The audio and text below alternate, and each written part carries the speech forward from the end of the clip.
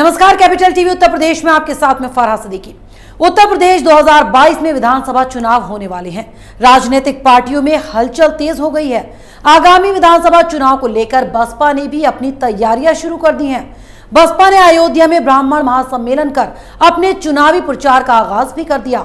देखना यह है कि यूपी में ब्राह्मण वोटों को लुभाने में कितनी कामयाब हो पाती है बहुजन समाज पार्टी। देखिए रिपोर्ट।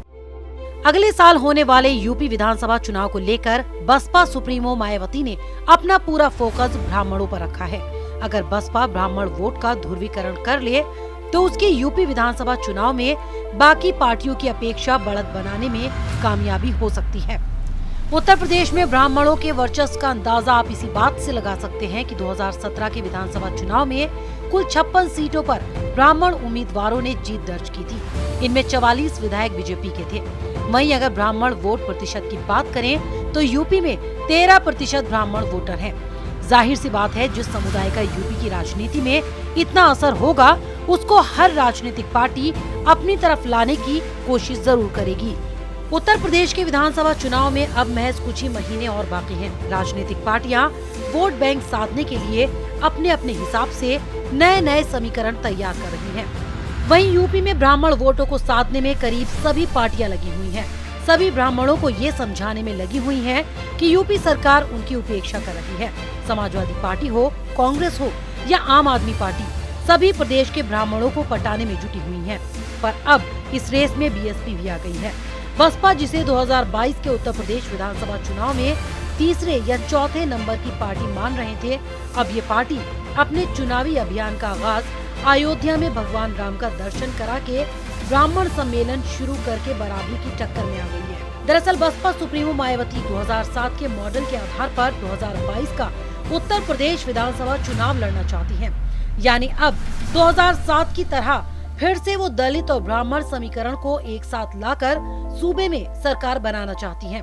उत्तर प्रदेश में ब्राह्मणों को बीएसपी के साथ जोड़ने का काम मायावती ने अपने सबसे भरोसेमंद सिपह सलार सतीश चंद्र मिश्रा को सौंपा है।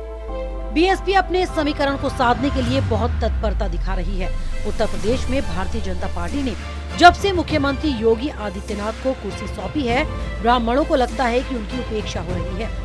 योगी आदित्यनाथ के अलावा यूपी से ही एक और क्षत्रिय नेता राजनाथ सिंह का केंद्र में दूसरे नंबर की स्थिति को देखते हुए ब्राह्मणों को लगता है कि वो राजनीति में पिछड़ रहे हैं। दरअसल यूपी की राजनीति में दशकों से ब्राह्मण वर्सेस राजपूत की दौड़ चलती रहती रही है। इस दौड़ में कांग्रेस के काल में पलड़ा हमेशा ब्राह्मणों का भारी रहा है। यहाँ तक कि बीएसपी गवर्नमेंट के वक्त भी प्रदेश स्तरीय पदों पर ब्राह्मणों का रुतबा बरकरार रहा। समाजवादी पार्टी ने भी कभी ब्राह्मणों के साथ उपेक्षा का भाव नहीं रखा। मतलब कि चाहे कोई भी सरकार रही हो, ब्राह्मणों का जलवा हर सरकार में बरकरार रहा है। बीजेपी को छोड़ यूपी का हर दल, कांग्रेस, समाजवादी पार्टी, बहुजन समाज पार्टी, यहाँ तक कि आम आदमी पार्टी भी लगातार यूपी सरकार पर ब्राह्मण विरोधी होने या ब्राह्मणों की उपेक्षा करने का आरोप लगा रही है। इसलिए विधानसभा चुनाव तक अभी ये मसला और गंभीर होने वाला है और इसको साधने के लिए बसपा सुप्रीमो मायावती ने लगभग पूरी तैयारी कर ली है।